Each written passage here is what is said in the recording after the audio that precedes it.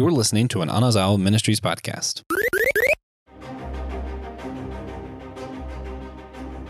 Who is your mentor? Who are you mentoring? What happens when the two of you take different paths?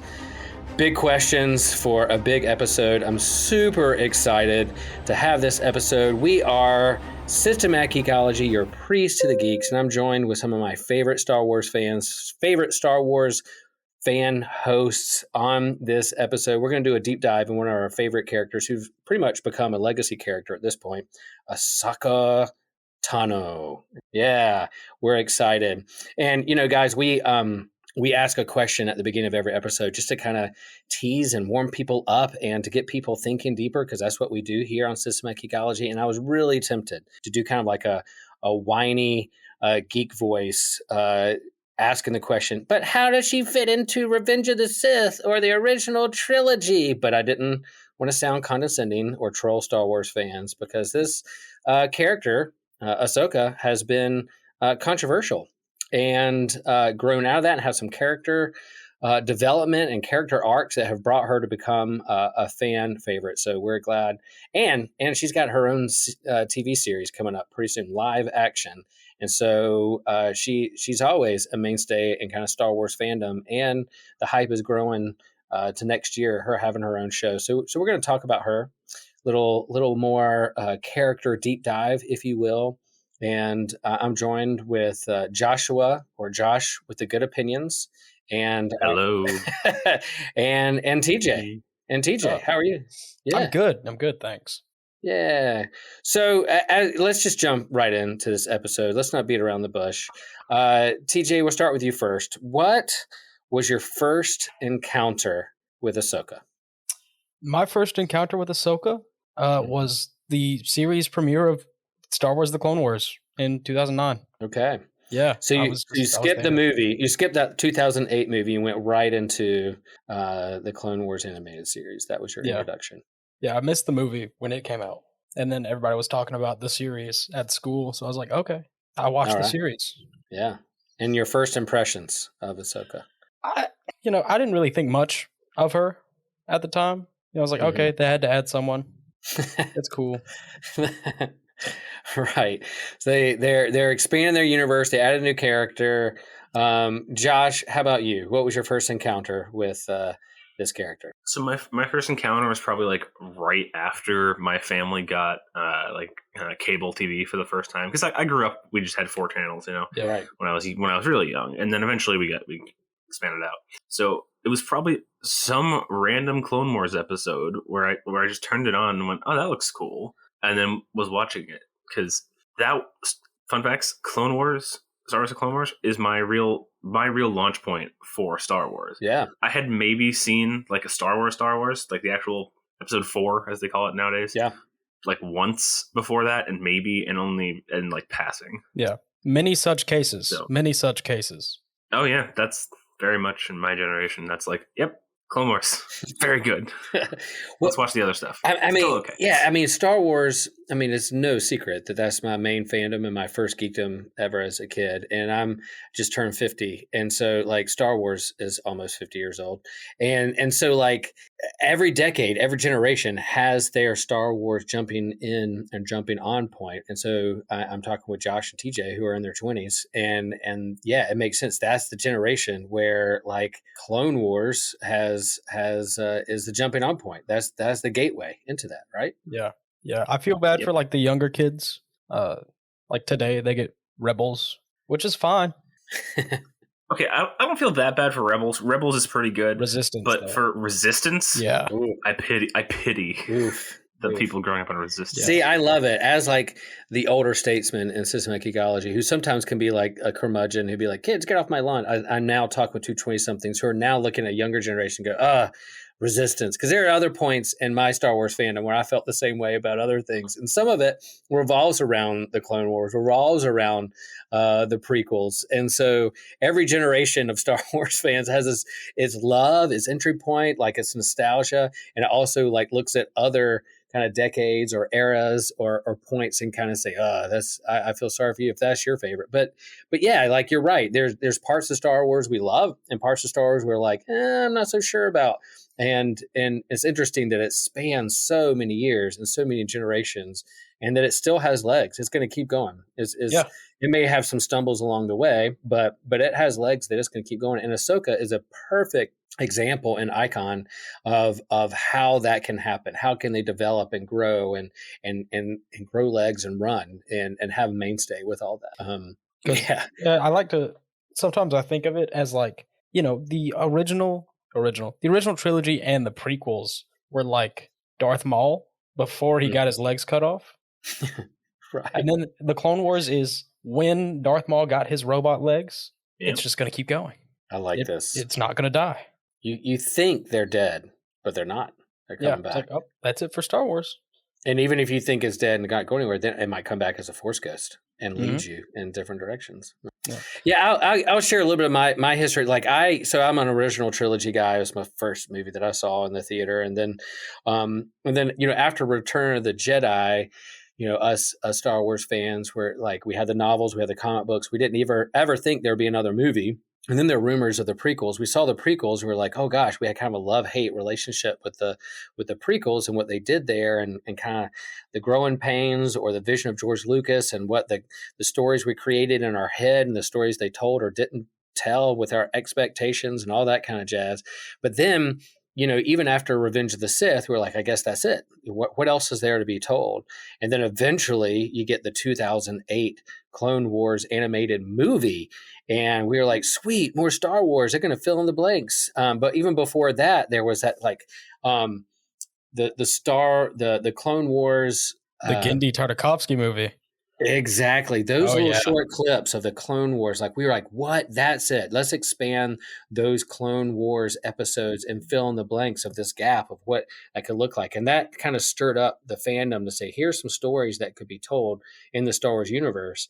And then you had the movie. Yeah, I was going to mention that. That was amazing. And I thought that's on Disney Plus now on the Star Wars. You can find all those episodes under Legends on that. And it's a must watch. I love it. For sure. And then you have 2008 with the movie, and you go to the movie and that had mixed reviews. It did not get great reviews because we weren't quite used to the animated style, the storytelling, what was going on. And then we're introduced to Ahsoka in this movie, and people were like lost their minds. They're like, well, how could Anakin have a Padawan? Oh my gosh. Like, she didn't show up in Revenge of the Sith. So what happened? What is going on? She's annoying. She's just a young kid character. She's whiny. And I was like, wasn't Luke whiny in the original trilogy? Come on.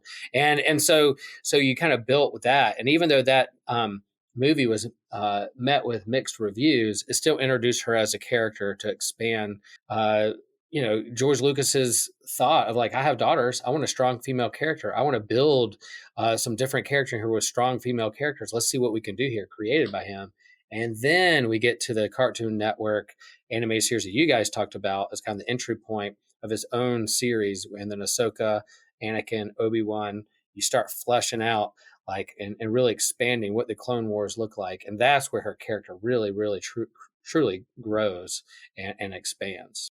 Josh, like what, you saw that initial like Clone Wars episode on Cartoon Network. Was it then something that kind of lured you in, that you had made it like appointment television? Again, when this debuted, we didn't quite have like streaming and all that jazz or binge anything. It came out on a weekly basis. Yeah, it definitely became like, oh, this is the time slot. Okay, let's watch that. I definitely, being a young boy, it was like, all right, the clones, this is so cool, and the battle scenes and everything, the tactics, and it's like, oh, this is fun. And then as the show goes on, you get all the different characters and their stories, and you have Ahsoka, who starts off as almost kind of a background character. It feels like she's like a plot device for Anakin until she isn't. Until suddenly, she's very important. She has a very good story. Yeah. She has motives. Yeah. And she does end up being, I think, the best character in all of Star Wars. Ah, there you go. There's a hot take, everybody. Boom. Yeah. Drop that. Hey, TJ, I think you need to fire up that lightsaber for that hot take. Ahsoka's the best character in Star Wars. I can only slightly disagree. My second place is Obi-Wan. So okay, Darth Maul. Take that. Okay, I will give third to Maul. That's a respectable top 3. That is. Yeah, that is. And as a lifelong Star Wars fan, like of course, my first love is like that first movie, and I loved Luke, Han, and Leia. I mean, that's my trinity of fandom, and Chewbacca right there in the midst of it. But as you build on these characters and you start looking at, Darth Maul, super rad. Obi-Wan Kenobi, young Obi-Wan, and then Ahsoka, man, her character development and what they brought her through in the storytelling. And I really think that's when, Dave Filoni, who was director, writer on the Clone Wars animated series, that was his baby, and really developed her throughout that series. And yeah, like most stories, you have character development. Like my own life, me personally, dude, I'm sure if I hung out with 13-year-old Will, he'd be super annoying, but hopefully I've had a character development over the years and brought me to where I am today, to become more nuanced and more depth and hopefully more maturity. And that happens within the stories we love too. And it happened with Ahsoka. Yeah. And as far as like things to empower his daughters, we are blessed to have Ahsoka, because if you're not if you're just a Star Wars fan, you've not delved into any of George Lucas's other works. He wanted to make Star Wars for his daughters, like a girl's version of Star Wars, which is crazy. But it's also nothing like Star Wars. It's called Strange Magic. And everyone I know that has seen it hates it, except for me. I think it's great. It's like a musical. It's like a fairy kingdom musical. I don't know. Most people think it's pretty bad. I like it a lot. Where do you find that? Strange Magic. I have it on DVD. Okay. I'm not sure if it's on a streaming service. It's like the holiday special. It's buried somewhere. But like, like George Lucas has his hits, he has his misses, and like how he wants to create for the kids, his children, his own. He's always dabbling say what you want about his writing or directing, but in terms of the world building and the universe building, the imagination, the magic that goes along with it, there's nothing like it. It is on Disney Plus, by the way. Is it really? Okay, yeah. Dude. So we're not in recommendations. What's it called? Strange Magic. Strange Magic. 18% on Rotten Tomatoes. Oh, yeah. 18. Those are some numbers. That's a good movie. Anything under 30, that might be the best movie you've ever seen. You never know. I love that. But and so go ahead, Joshua. Go ahead, Josh. I was you mentioned Will, Dave Filoni or Fioni, however you pronounce him. Filoni. Yep. And how it was his passion project really in the Clone Wars, and he's everything I see him do is just instantly I'm on board watching it. Yeah. Mm-hmm. He's one of the people who, whenever they're actually working on one of the Star Wars things, with one exception, I'm like, okay, it's going to be good. It's actually going to be good. Because his hits are Star Wars The Clone Wars, The Mandalorian, and The Bad Batch. He also did, in fact, do Star Wars Resistance, but we'll forgive him for that. I don't think Resistance is that bad. It's just not anywhere near as good as The Clone Wars or the last 2 seasons of Rebels. Yeah, it's just even more of a kids show than the others already. Yeah, and I understand Disney's like, hey, you have different entry points. How are we going to make Star Wars for each generation and lure their M to the big story? Yeah. And if Resistance was their attempt to say, we're going to really, boil this down and try to lure some kids. The problem is you're going to have all Star Wars fans kind of look at it and be like, what are you doing? What are you trying to do? And so, all of us try experiments every now and then in our kind of creating of content to be like, okay, that didn't work. Let's move on and do something else. But Filoni, his work, he earned that trust in Clone Wars. And so that when he tries other things, you're like, I'm going to try that. And he really understands the mindset and the vision of George Lucas, but also understands the fans he's dealing with and how he can expand that and tell a good story. And he definitely did that with Ahsoka. And I agree. So you have the Clone Wars, and then you go into Rebels, and that was again you have Disney's acquisition of Star Wars, and they're creating a new trilogy and trying to do their best to make a new movie, a new blockbuster, and new characters. But then again, they're playing around. They kind of ditched the prequels. They ditched the Clone Wars. They wanted to do their own thing, but eventually they're like, no, okay. There's a big fan base for the prequels, a big fan base for the Clone Wars. What do we do? So they set out and they created their own with Rebels and brought Filoni in. And within that, you have the clone troopers, you have a growing rebellion. And then there's a way that they pull in Ahsoka. Seeing what she did in the Clone Wars and then what she did in Rebels, what you guys being fans and kind of your entry point of the Clone Wars animated series, how do they do with Ahsoka in the Rebels animated series? I like her in Rebels. She's cool. She's mysterious. I might have to rewatch it specifically for Ahsoka because I really did get caught up in like Hera and Kanan and Ezra. And at those last couple of seasons, I was really all in for the Rebels crew. I was like, you know what? I love these guys. These guys are great. That's because I watch things to enjoy them. So it's hard for me to be too critical. But I did like her storyline. You're definitely a role model, TJ, that has rubbed off on me when it comes to like keeping your expectations in check or being a good steward of your expectations and going in and having a good time. And it doesn't mean you can't be critical or be like, it wasn't for me. But yeah, going in like I'm going to go in and have fun with this. Josh, how about you? What Ahsoka in Rebels? What does that mean for you? Yeah, I love seeing her a bit more grown up. I also liked her role as Fulcrum, the whole kind of undercover secret agent kind of shtick that she had. My main thing was with her portrayal there, and even more so when she gets to the Mandalorian, is just it seems like they're kind of getting rid of a lot of her character. I'll expand upon that. So in the Clone Wars, the Clone Wars series, where she's really from, basically, that's where all of her character development takes place. Yeah. She starts out as just a Padawan, just another Jedi Padawan. And then she gets disillusioned partially because Anakin's her mentor, and that's a hard thing to be for anyone. But partially, she just gets the experience. She gets a lot of the experiences that Anakin does about how, look, the Jedi Council aren't that great. They have a lot of issues. But rather than taking Anakin's route that he eventually takes, she kind of just decides, you know what? No, I understand enough about the Force, and I understand. I found some older Force teachings, and she basically leaves and goes to do her own thing. She was the perfect setup to put gray Jedi. Like she basically was a gray Jedi. Mm-hmm. She's and then it just seems like they throw that out by the time you get to Mandalorian, and she's just another Jedi again. Yeah. Well, I mean, it's got to be like some level of survivor's guilt. It's like, all the Jedi are dead. Yeah. Whoops. I guess I'll do that now. Survivor's guilt. That's good. Great phrase. Yeah, I mean, in the Clone Wars, she was framed.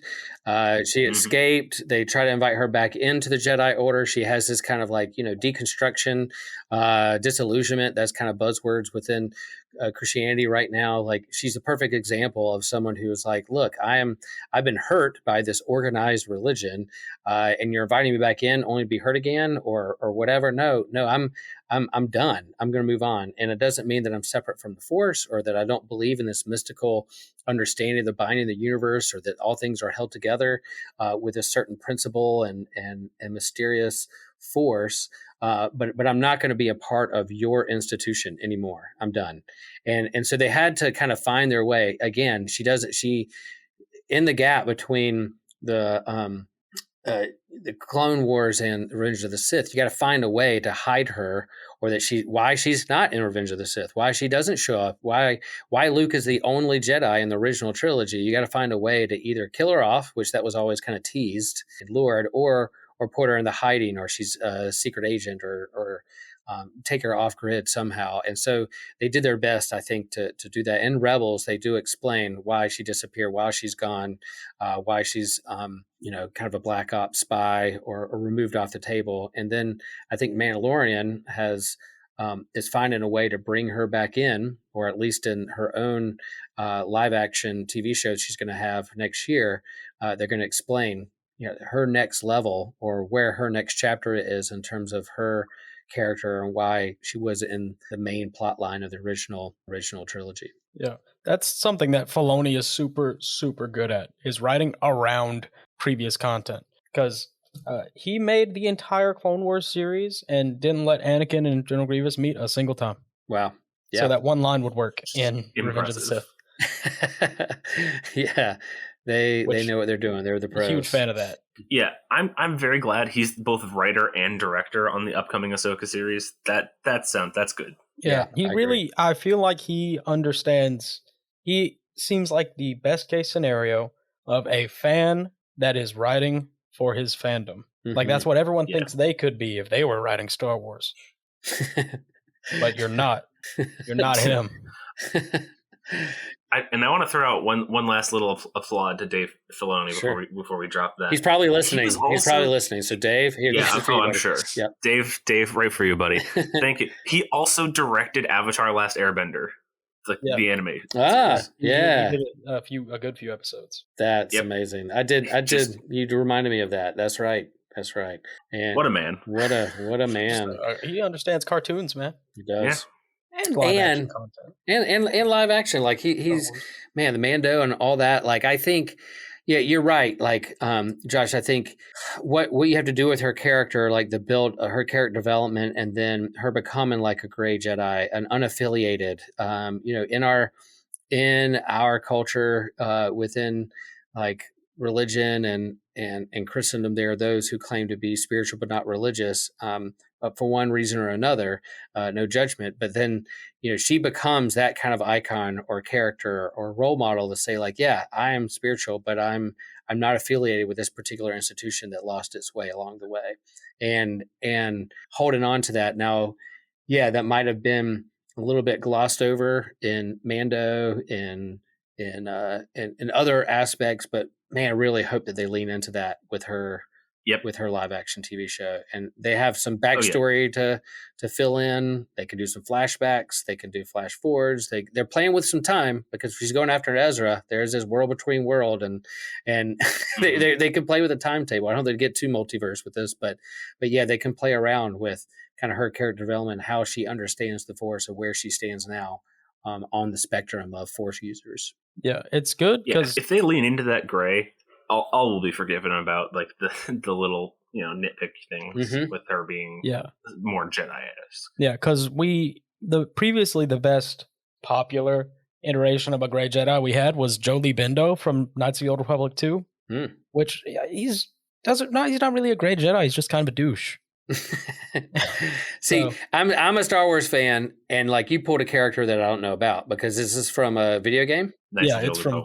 See, there you go. It's good though. It's really good. Man, I tell you. And there. She's kind of a stand. Yeah, she's kind of a stand-in for. I mean, Qui-Gon could have gone if they hadn't been killed off. Qui-Gon could have gone down that road easily. So he could have maybe Mace Windu. Yeah, Mace Windu. And so she's kind of a stand-in for that. This kind of with her white lightsabers, non-affiliated, but a kind of a gray Jedi who can go between both. And my headcanon, we saw in that episode of the Book of Boba Fett where she shows up with Grogu and with Luke, that kind of like Mando season 2.5, that my head, whether they play around with that or not, like her learning from Luke but also him learning from her and kind of getting some backstory of Anakin and the pitfalls of that Jedi Order. Again, like Luke making Grogu make a choice, like a hard choice of attachments. I was like, wait, what's going on there? I had a problem with that. I was like, weren't you just hanging out with Ahsoka? Could she have talked with you a little bit about your dad? And so I hope they play around with that. They don't abandon that either. They expand a little bit more. And I trust Filoni and that crew that maybe they'll go a little deeper and expand that a little bit more. Yeah. My one worry is if they actually have someone go down like fully into gray Jedi path and hit kind of the one person who individually is balanced in the Force, then they'll have to kind of acknowledge that that's, I think that is the answer to what balance of the Force was supposed to mean is gray. Not necessarily like one person, but like actually like just that is the answer. It's not the weird Jedi religion or the weird Sith stuff. It's like it can still be a religion. Like it can still be organized. That's not really the problem. The problem is the fact that the light side and the dark side need to be in balance. It's very yin and yang Eastern religion kind of stuff. Yeah. Yeah, I hear you. Really, I just want, if they're going to show Ahsoka getting down, I want to see some acrobatics. Because she moves. I love the way Yeah. Ahsoka fights. Oh, you're talking about in the live action. You want to Yeah. see some, yeah. Yeah, It'll be hard to pull off, but if they do, it's going to look really cool. Yeah, like that's what I want. I have one expectation. It's if she is fighting somebody that requires both of her lightsabers, I want to see her do some Ahsoka stuff. Because I'm just a fan. I'm a big fan. I love the acrobatic lightsaber fighting. There's nothing cooler than doing a backflip with a lethal glow stick in your hand. I want that to be the kind of the subtitle of this episode. TJ, I just want to see Ahsoka do Ahsoka stuff. Yeah. And you think of her like when I think of her, she definitely is a fan favorite now. And in terms of the patience, like even when I think of like Disney's trilogy with Rey and Finn and Poe and those trilogies, they're what they put forth in terms of things that I like and things that I don't like and things they're trying to figure out and what their experiments, sometimes just be patient because there is someone who can come pick up the pieces and do something really cool with it. So I think Ahsoka, who debuted in 2008, in the backlash of like, who is this person? We don't like her, get her out. And then over the course of 15 years, what she has become as a legacy character and a fan favorite. Be patient, fans. There's a thread that someone can pick up and run with it and make it cool or expand or do those kind of things. So all those options are on the table. There's redemption out there. It will be blessed or it will be redeemed and hopefully taken. So I think, and she's definitely one of mine. Like I have my favorite. She's up there as one of my favorites as well because of what she represents and what they did with her along the way.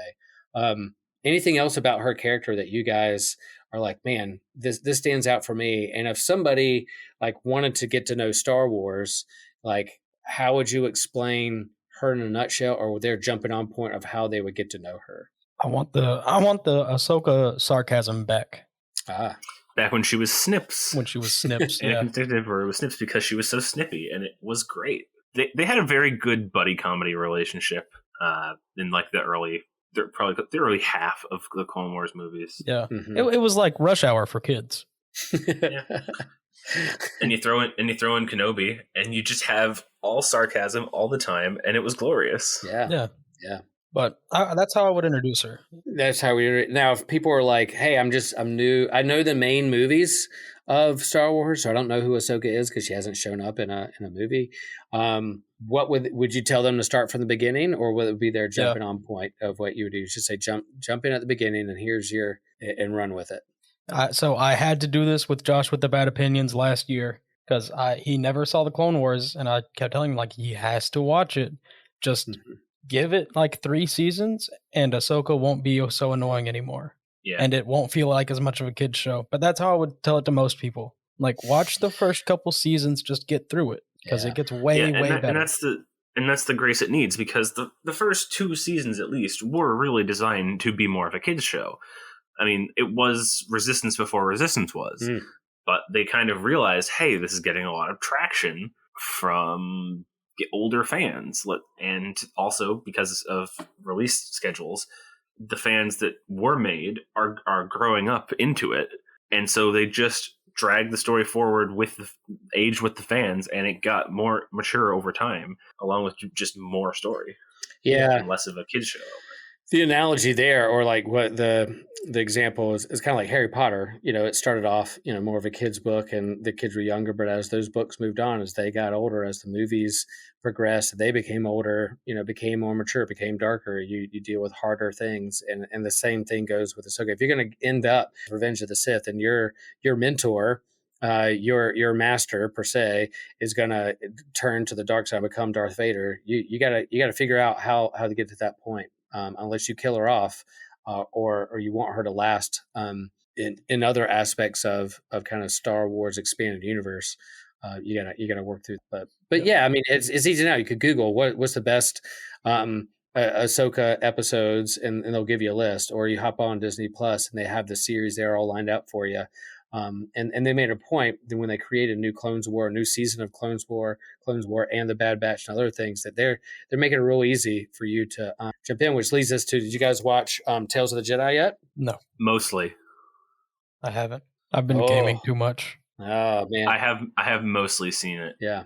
And I do think they put that out there. There it kind of goes between two story arcs, and they're short stories, filling in some gaps of They're very short. They're very short, but well done. The animated's great, and it's not necessarily kids show. There's some dark aspects of it, but filling in some of Ahsoka's backstory, and then Count Dooku's backstory, and a young Qui-Gon Jinn, and they know that there's an Ahsoka series coming out, live action. So we're going to feel a little bit more of her story and build on her to keep that kind of fandom and hype going. But I thought it was super well done. Super well done. So I was looking at some stuff, and so it looks like there was an Ahsoka novel that was just called Ahsoka that came out back in 2016. That was a lot of the stuff that is now being produced for her. So like the stories about her in Tales of the Jedi, and some stuff that might come up in the show.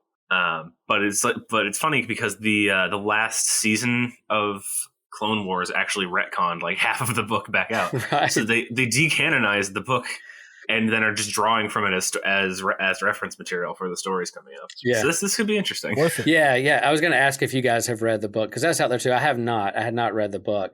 But that's definitely some of fandom and listening to other podcasts and reading articles, that some of the stuff is like, there's so much content. They have different people in different camps. It's like not all of it agrees perfectly 100%. So which is right, which is canon, which is legend, what happened, what didn't happen. You kind of confuse folks. And when Tell the Jedi came out and some of these stories, they're like, well, what about the book? Because it said this in that book. But one podcast I listened to, it wasn't necessarily a religious podcast, but they were like, they confessed to be Christians, and they were like, I kind of see it as the Synoptic Gospels. They tell the story of Jesus, and there's some nuance there. There's some differences there. They don't always agree on how everything happened perfectly. They're not harmonized yet. And the church knew that from the beginning. They're like, you know what? As long as we have the main story beats, and it's in the same character of who Jesus is and what he told, we're going to bring these in because we want to expand who Jesus is and why he matters. And so, you can kind of see all these stories as kind of like they're canon, but hold it loosely, because they might tell a different nuanced story. In the same way that if you asked who is Will, or man, that day I went surfing with Will, if you ask a couple of my friends, they might have a different take on the same story, or it might sound a little different. And that's what's fun with this. Yeah. What is it canon? Is it not? Those are questions that linger, that keep people tied into it. Yeah, I was just about to say that. We need like a Vatican Council for declaring what is canon and which parts of which stories are canon. We need a Vatican Council for Star Wars. We just need to get a highly qualified group of Star Wars fans. Archbishop Filoni. First council of Archbishop Filoni. Right. Pope That's Lucas it. the First. There you go. Yeah. And I think there are, like, I mean, I'm sure even the Vatican Council, they have their cardinals and their bishops, but then you have priests doing things. You have priests that do right, and some that are like want to do their own thing, and they have to be reprimanded. So there's content that gets to be put out. They got to run through something. But yeah, I love the whole canon or legend or did it happen or not question. I think that keeps me. I think it keeps it interested. It frustrates some people, but for me, I need to know if Darth Bane is canon. I need to know that yesterday. I need to know that 4 years ago. I think he is again. I know he's like pseudo canon. I know they refer to him in a Clone Wars episode. That's what I'm saying. He definitely exists. He definitely exists, but how much of it? What are we dealing with? That's what I need to know.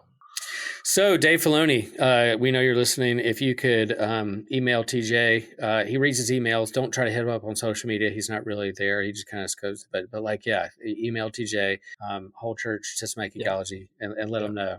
I'll make an exception though. If Dave, if you do DM me on any social media platform except Facebook, I will answer. Yeah, that'd be if fun. I notice.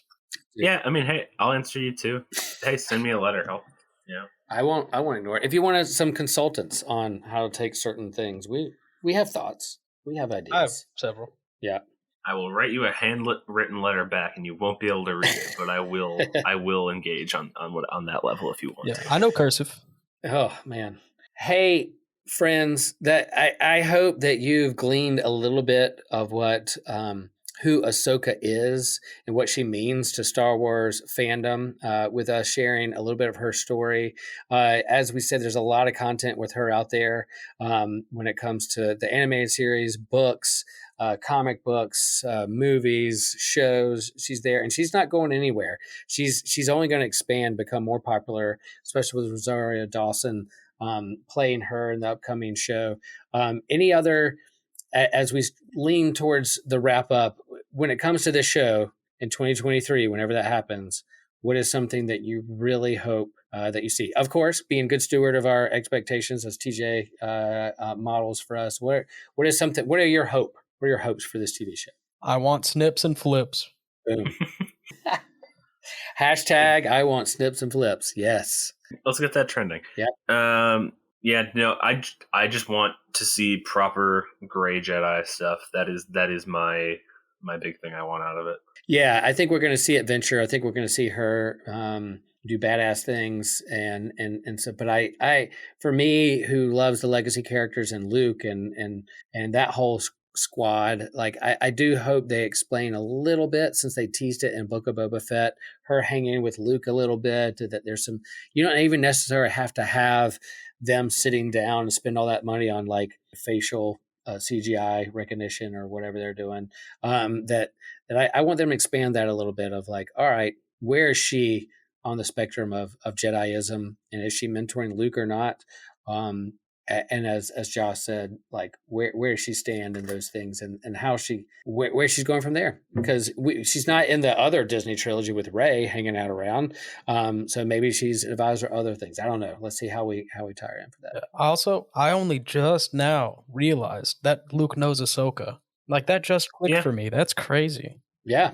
And canonically he does. Yep. I do want to throw in a little theory I heard once. I'm ready. It's not necessarily a this is canon theory. This is Disney's breaking case of emergency under glass red button. Nice. That basically we were talking about the world between time, that whole thing, with where Anakin and Ahsoka are fighting, and she gets rescued by Ezra. Mm-hmm. They're basically, the theory goes that the storyline where she doesn't get rescued and dies is actually how you get to the sequel trilogy, and that they can use that if they really want to. And if, like, I don't think they will, because the reception wasn't quite bad enough generally for them to retcon the whole thing. But they could break the glass and just say, oh yeah, all of that was a possible timeline, and the official timeline was actually changed by Ezra, and throw out the sequel trilogy and come back. I'm not saying it would be ideal, but I am saying that would be pretty hilarious if they just made another trilogy. Like, this is the one that actually happened. Yeah. And they wouldn't even have to say it doesn't happen. They said that, yeah, that trilogy happened in that timeline. That happened. But here's another direction it could have taken. And, almost like a huge what if. Like, both of them are what if. Like, let's go. We do it on our podcast. It's fun to do those what ifs and to go down that road. We're not going to like crap all over Rey and Poe and Finn and say, yeah, what your hard work that you did in that movie is still legit, because that's a timeline. But here's another one that we could go down and have fun with. And I'm for that. Let's do it. I love the what if stories. I'm a big fan. Honestly, if it does happen, I want the new trilogy to be just as poorly received. Because then it's just not fair. If if one's really, really good and one's not. Right. Well, you look at the prequels, some of those were not really received very well, but man, I mean, they still aren't. But Attack of the Clones, like, there's some that's their favorite. They love the clone troopers. You guys see the clones and the tactics and the war and all that, and you can expand on those things. People dig it, and it has its fanfare, and again has grown legs and is mainstay, and has only gotten better over time.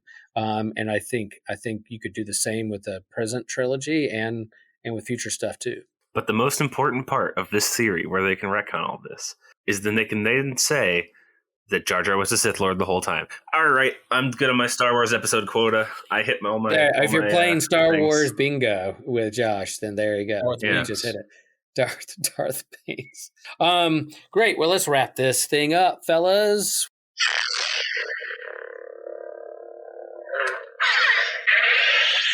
Yeah. All right. So we didn't do like what are we geeking out on or recommendations at the beginning, but we're doing it now. Recommendations. What are some things you're perhaps geeking out on and we want to recommend to our lovely listeners out there? I gotta say, I've been thinking about Treasure Planet a lot recently, but that's normal. Just I've been thinking about it out loud more recently. And go watch Strange Magic. I need to know if anyone else kind of thinks it's an okay movie. You know, I am pulling it up tonight, TJ. I can't wait. Hey, I watched Treasure Planet for the first time like a month ago, and it was good. It's so good, right? It's the best Disney movie. But I made my general manager watch it. She should be watching it like right now, actually. Nice. So, pretty. So my recommendation is very much one that I got off the show. I believe it was Joe and Kino when we were doing an anime episode. Mm-hmm. Is to just watch the original Dragon Ball. Nice. It's so weird. Having grown up about the same time as when I was watching the Clone Wars, I got to watch Dragon Ball Z at least up through Cell Saga, the first for a few times, and got very used to that style and the characters as they are in there. And so seeing how the characters started and the radically different tone of the show, it's really weird and it's kind of fun. And it's like, they had very different standards about lots of things back then. They depict a lot of things back in there. I was not expecting. Back in the early 2000s, is that what we're talking? Like late 90s. Late 90s. Yeah, it was like Dragon. Yeah, it's old. The original Dragon Ball. I think the manga started in like 83 or something. Yeah. Yeah, that's one of my joys of this this podcast and hanging out with you guys and what we're doing. Our recommendation section of like I feel like I have my finger on the pulse of geek culture, but man, I hear you guys make recommendations like, oh man, even Strange Magic. Like I think I remember that, but it's a distant memory and I've never seen it and I can't wait. And my recommendation when I'm geeking out is nothing that's surprising, but I'm really loving Andor right now. It is. I still need to watch. Yeah, that. It's a slow burn. It's slow. It's 3 seasons. It's a spy thriller. Some of the it is not like fast action. It is not Rise of Skywalker. Like just breakneck, like moving from one thing to another. It is a slow burn of this growing rebellion and the dialogue. There are moments of action, but you got to wait a while to get there. But when it lands and hits, it's really good. So I love it. We have, by the time we're recording this, there's only one more episode left. It's 12 episodes, and they're going to do a couple more seasons. I think they're even shooting season 2 right now. But it's really well done, and I love it. So and then go see Tales of the Jedi too. Pull those up. Really really short. Animated series that kind of build in and fill in some story with Ahsoka.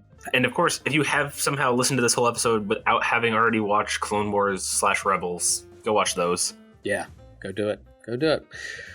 Well, thanks, friends. Thanks for listening. Thanks for your time. We appreciate all of you. We know there's a lot of podcasts out there, a lot of content, a lot of geek stuff, but if you're listening to this all the way to the end, we appreciate you. Share with us what you're geeking out on. Share with us on Facebook and our website, on our Instagram page, Twitter. We know Twitter's a hot mess right now, but man, it's fun. Just get out your popcorn and watch what's going on, and always a good time. Be TJ and just kind of, hey, I'm going to have fun with this and see what happens. But you know how to contact us, and again, we're super appreciative of all of you, and we hope that you have a fantastic holiday season. And remember, share the faith, share the geek.